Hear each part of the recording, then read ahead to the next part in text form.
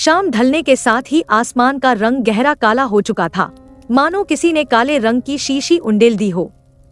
बारिश की सुगबुगाहट हवाओं में महसूस हो रही थी और इस बदलते मौसम के बीच रेशमा का मन भी उमंग से भर उठा।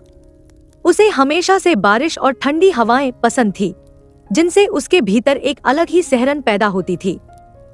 वह आईने के सामने खड़ी पिछले आधे घंटे से खुद को संवार रही थी। सजने संवरने का उसे बहुत शौक था और आज उसे मिसेस कपूर की बेटी की शादी में जाना था, इसलिए उसने अपनी पसंद की साड़ी पहनने में 3 बार कपड़े बदले थे।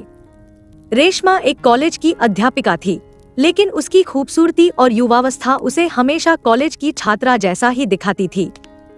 वह हमेशा आकर्षक दिखना चाहती थी।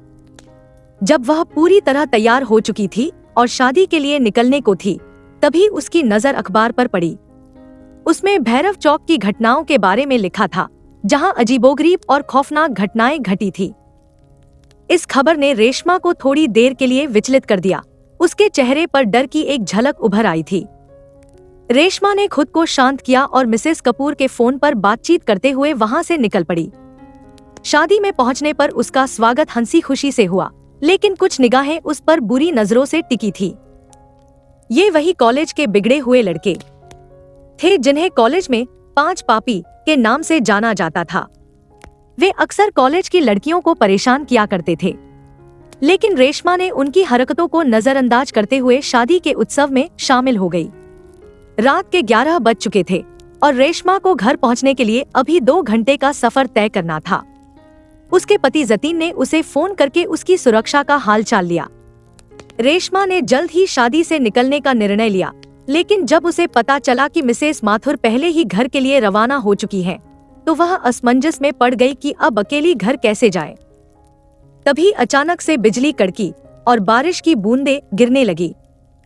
रेशमा ने हिम्मत जुटाई और बारिश की परवाह किए बिना अकेली घर की ओर निकल पड़ी।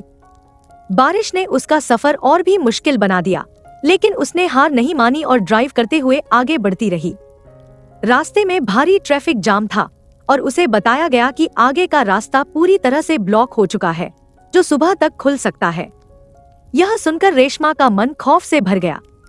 उसने देखा कि कुछ गाड़ियां कच्ची सड़क की ओर जा रही हैं, जो शहर की ओर जाती थी। रेशमा ने भी उसी कच्चे रास्ते से जाने का फैसला किया। वह आगे बढ़ती रही, लेकिन उसका डर अभी भी बरकरार था। जब आगे चल रही गाड़ियां उससे आगे निकल गईं और अंधेरे में ओझल हो गईं, तो उसकी कार अचानक से बंद हो गई। वह वहां अकेली रह गई। चारों तरफ सन्नाटा था। उसकी सांसें तेज हो गई और उसने अपने पर्स से फोन निकालकर जतीन को कॉल करने की कोशिश की, लेकिन वहां नेटवर्क नहीं था। रेशमा ने अपनी माँ का दिया हुआ ताबीज निकाला, जो उसकी माँ ने उसे अपनी आखिरी सांस लेते वक्त दिया था और कहा था कि यह ताबीज बुरे वक्त में उसकी हिफाजत करेगा। उसने ताबीज को थामा और एक बार फिर गाड़ी स्टार्ट करने की कोशिश की। उसकी गाड़ी स्टार्ट हो गई और वह फिर से राहत की सांस लेते हुए आगे बढ़ी। लेकिन कुछ ही दूर जाने के बाद उसने एक बोर्ड देखा, जिस पर लिखा था भैरव चौक। भैरव चौक का नाम देखते ही रेशमा के रोंगटे खड़े हो गए।